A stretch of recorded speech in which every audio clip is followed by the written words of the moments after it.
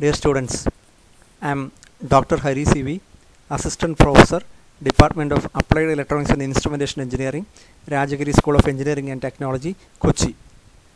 I am discussing the topic of Module 6, A306, Digital Signal Processing. The reference textbook is that Digital Signal Processing, a practical approach by Emmanuel Feature and Barry Jarvis. We are discussing the topic special purpose DSP hardware. First we need to know what is the need of special purpose DSP hardware. We know the DSP operations are computationally intensive. In wide bandwidth applications where input or output data rates are high, most general purpose digital signal process cannot perform the required computations fast enough. Further, for a given application, most general purpose DSPs contain many on-chip resources that are either redundant or underutilized. In special purpose DSPs, the hardware is optimized to execute a specific algorithm or to perform certain functions in a specific application. This leads to greater utilization of on-chip resources and increased speed of operation. The special purpose hardware can be implemented as a single chip product or realized as blocks of individual components.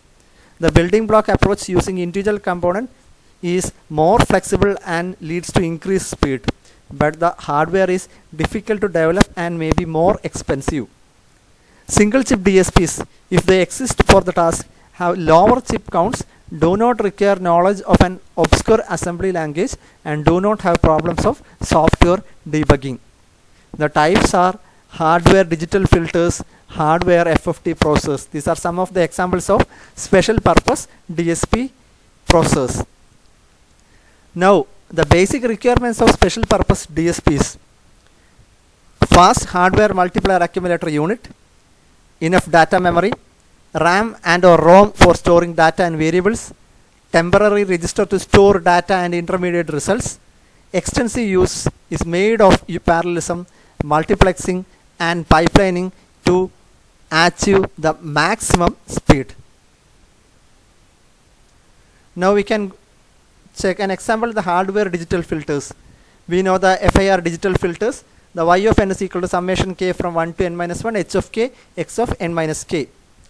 This can be implemented, or the architecture of an FIR digital filter is shown in the figure 1. You can see the filter realization like this. You can see the filter realization, and you can the corresponding special purpose FIR digital filter will be look like this. There is an ADC. This will accept the input from the output side or the external world. It will convert the analog signal to digital signal, and it will move the corresponding values to data memory, and the coefficient it will multiply with the coefficient memory using the multiplier and accumulator unit, and the corresponding output will be produced. The y of n will be moved to the DAC, and DAC will give this one to the external world by converting it into analog signal using digital to analog converters. This is the architecture of an FIR digital filter. The main components are coefficient and data memories, analog input and output units ADC and DAC, multiplier accumulator or MAC, and similarly there is a controller for controlling the entire operation, which is not shown in the figure. The components of FIR filter can be implemented with fast off-the-shelf products. At each sampling instant, a new data sample x of n is read from the ADC and saved in the data memory. Each input data sample and the corresponding coefficient are fetched from the memory simultaneously and applied to the multiplier. The products are then accumulated to yield the output sample. The computation of each output sample y of n would require n data fetches from memory and n max. The FIR filtering operation is regular and well structured and can be readily implemented in a single IC. The special purpose single chip FIR filters are now available. An example is Metals PDSP 16256 pre-programmable FIR filter. Now similarly, the IIR digital filter architecture. You can see the IIR filter digital architecture, the filter realization, and similarly the corresponding architecture of the hardware, IIR hardware. The ADC will accept the input from the external world. It will convert to digital signal, and similarly the internal node values will be calculated WN, and these are the filter coefficient values. You can see the data bus and coefficient bus. After calculating the corresponding output bus, the corresponding output will be moved to the outside world through the DAC by converting the corresponding digital signal to analog signal. The values, the equations or equations of the corresponding IR filter realization are look like this in the equation 2 and 3. The data memory holds the internal node data W of n. You can see the data memory holds the internal node data W of n, and similarly these are the coefficients. Now the next one is that hardware FFT process. We know the butterfly arithmetic is the basic operations in the FFT. The equations will be A dash is equal to A plus W n raised to k b, B dash is equal to A minus W n raised to k into B. Assume that these are the equations, where A and B are the complex valued input data samples to the butterfly. A dash and B dash are the outputs of the butterfly, and Wn is the twiddle factor, also it is a complex value. Each butterfly operation requires a complex multiplication, that is with Wn raised to k into B, and then a complex addition and a complex subtraction. So here you can see that the concept of hardware butterfly processor using the individual blocks of complex arithmetic units. Here the value A and B, you can see that after the similarly Wn raised to k, and this will be Wn raised to B. After multiplying this one with B, this will be Wn raised to B, this will be minus Wn raised to B.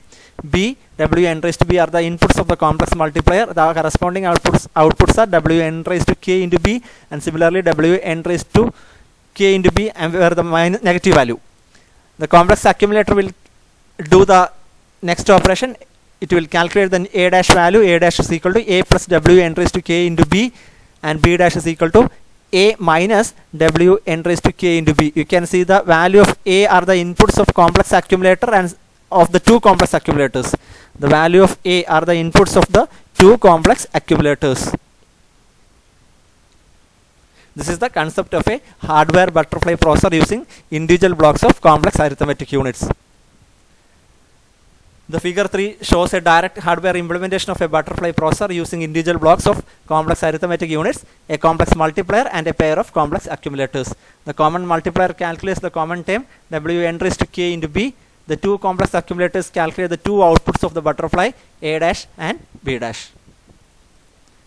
A 50 nanosecond single cycle butterfly processor can be implemented using the Mittel's complex multiplier, where PDSP 16112A, and a pair of complex accumulators PDSP 16318A. With standard real arithmetic units, an equivalent butterfly processor would consist of 4 multipliers and 6 adders. The use of complex arithmetic units clearly leads to a lower chip count and possible to enhance system performance. A hardware FFT processor built around the butterfly processor is shown in the figure 4. Standalone high-speed FFT processors such as Mittel's PDSP 16510 device are also available. A simplified architecture of FFT processor, controller and address generators are also not shown in this figure.